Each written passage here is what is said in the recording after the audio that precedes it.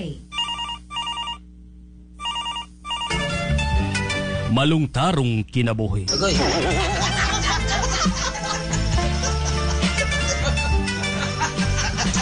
Dinhi niining atong pakigbisog sa kalisdanan. Din ang atong lawas ug kusog mao'y atong puhunan.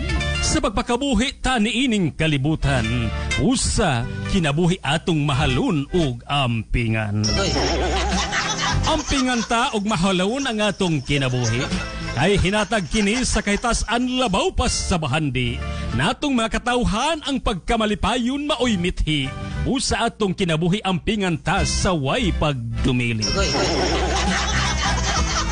Kay adunay mga katawhan nga nag-abusar sa ilang kalawasan, sa ilimnong makahubog lawas gilumsan, ug dawa sila masayod sa ilang dangatan. Doon na po'y mga tao nga sa ilang kinabuhi nag-abuso, gisudlan ang mga daotang bisyo. Sa mga tambag sila dili magpatuo, mao'y ilang gipatigbabaw ang kagahi sa ilang ulo. Sama sa mga taong nawad-anas sa paglaom, ang mga daotang bisyo maogyoy dangpon sa pagtuo nga sa mga bisyo problema sulbaron, apan sukway di ay kay sa bisyo ang lawas daoton. Dinhi karon ining atong kalibutan. Doon ay mga taong naglibod suroy sa kadalanan. Tungod sa mga bisyo sila nagpatuyang ug sa maayong pangisip sila nawad-an. Kitang mga tao samtang buhi pa kita niining kalibutan. Sa mga problema dili kita mawad-an. Bisan gikan sa paghimugso sa sabakan, sa atong mga mapinanggaong ginikanan, sa mga suliran kita gikahaluhaan.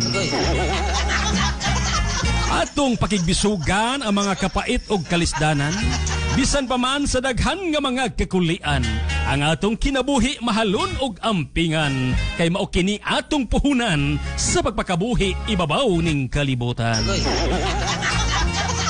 O sa mga idaran og mga batanon, sa mga bisyo ayaw kamo pagumon. Mo'y hatagig pagtagad ang inyong kaugalingon, aron maangko ninyo ang mahayag nga kaugmaon. Busa atog yung ampingan ang atong kinabuhi, mao kini hinatag sa Diyos labaw pas sa bahandi.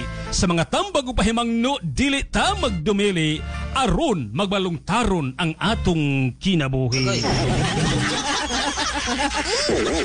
Nasamot.